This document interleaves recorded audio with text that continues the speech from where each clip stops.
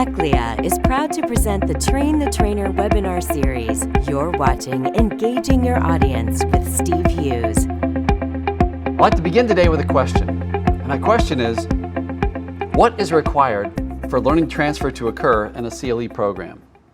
The answer, surprisingly, is that you need to have actively engaged participants. In other words, the more engaged your participants are, the more they'll learn. The more passive they are, the less they will likely have to walk away with after your program. Before we go any further, I think it's important to define what a webinar is, just so we're all clear. A webinar is essentially voice-over PowerPoint slides delivered on an online platform. Now, the platforms vary, and the key thing is to get familiar with the one that you'll be using. To be truly successful, though, you got to do some planning ahead of time. The things we're talking about today in these videos are not something you can do on the fly. So the first thing is, get to know your online webinar platform. Know the ins and outs, where things are, the buttons, those sort of things. And then secondly, to really maximize your effectiveness, make sure you think through these elements. So I want you to be as good as possible, get high evaluation scores, as well as have your audience learn as much as possible. That's why we're here. My name is Steve Hughes, and I'll be leading you through these videos. And essentially, I help people look and sound smart when they talk. Work with law firms, CLE providers, corporations, you name it. The main thing is I show a picture of myself, not because I think I'm quite attractive, more because I want you to show a picture of yourself. It helps humanize the process instead of you just being a bodiless voice over the webinar. So moving along, there was a very interesting British study that came out very recently by OMD, and they said basically at work, the average person in a professional setting switches between devices, tablet, phone, computer, etc., 21 times a minute. So what that means is, my friends, when you are delivering a webinar, you have to actively work to draw those people in. They're in their office and they're tempted to want to look at email or do something else. It's non-billable time, so they want to make sure they can do as much as possible. Don't let them do that. So make them and help them get engaged. The important thing is for you to start off correctly, and that is set some expectations. Tell them up front, this will be an interactive webinar. They may be used to very passive webinars, so let them know ahead of time that you'll want questions throughout. Let them know that you might have 3 main sections to cover. The first one will take a long time, the last 2 are relatively short. The main thing is to manage those expectations. Let them know what they're getting into.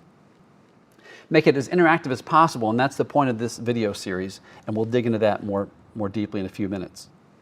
And then lastly, be prepared and even patient, because you're dealing with people who are used to perhaps not so good webinars. They're used to being very passive and letting the person just drone on and not requiring much of them. So understand it may be a slow process to overcome, but you can make it happen if you follow these guidelines. The main thing is I want you to establish a dialogue. Now remember, you'll be doing 99% of the talking, that's fine, but there's still ways to make the audience feel like they are part of a give and take in a presentation, dare I say a webinar. The first thing is to encourage questions. And by that I mean, please don't wait until the very end for Q&A. If you have 4 or 5 sections of your webinar in an hour-long period, try to have a Q&A after each section. Try to draw them in as much as possible. Also remember, it's not just you getting questions from them. You can also prime the pump as needed. So let's say, hey, what questions do you have? Using the chat function, or let them unmute their phones, or however you want to make that happen. You can prime the pump by basically having a planted question, either from a colleague listening in, or you just ask and answer your own question yourself. And believe it or not, it's rather effective. I've actually found it's a 90% success rate when you say, as you're thinking of your questions, many times people want to know X, Y, or Z. And then you say, X, Y, or Z is, et cetera, and you explain it. All right, what other questions do you have? As you say that kind of a technique or use that technique, you'd be surprised how often people want to raise their hand or actually send in a chat question via the chat function. As I said before, try to ask them questions, get their opinion. Has this ever happened to you? How have you handled this in the past? What concerns do you have going forward, et cetera, et cetera. And then also, this is subtle but can be very big, try to use more you language versus I language. In other words, try not to say, I'm going to show you this, I'm going to do that, I'm going to do this. Rather, today you will discover, audience. Today you will see, audience. Today you will clearly understand, that sort of thing. Let them be the ones who are brought along for the journey versus you from on high telling them what should or shouldn't happen. And then here, let's pretend as we think about ways to add questions and interactivity throughout your presentation, throughout your webinar, think about this block here, this vertical diagram, as a visual representation of your webinar. So 0 minutes, 30 minutes, 60 minutes, and you have 4 main sections.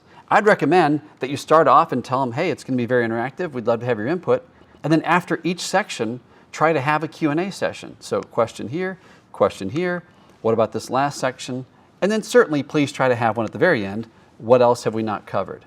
But by doing that, you'd be amazed at how your audience will suddenly sit forward, ask more questions, be more involved, and again, all those wonderful things will happen. Learning transfer, higher evaluations, a better relationship with the CLE provider, both you as well as the provider themselves.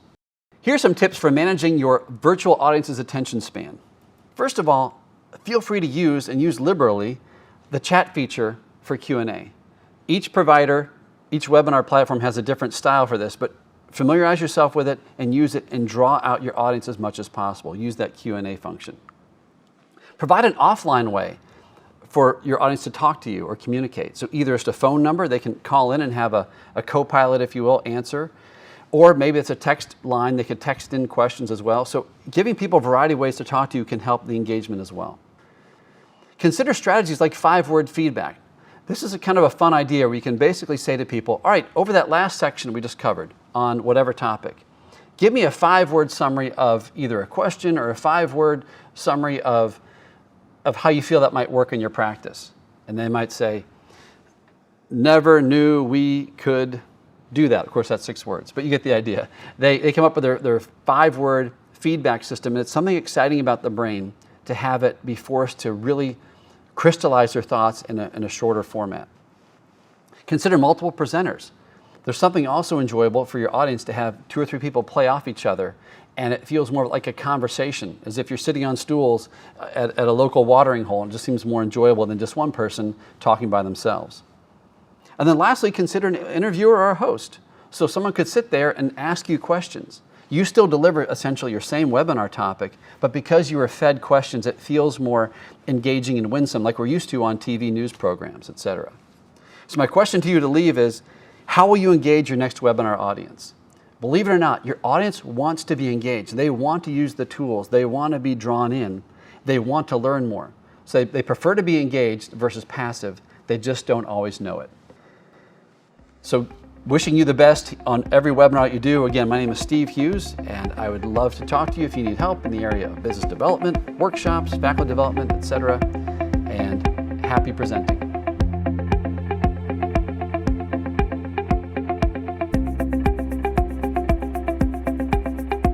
A special thanks goes to Steve Hughes of Hit Your Stride and the Illinois State Bar Association for its production contributions. Thanks for watching.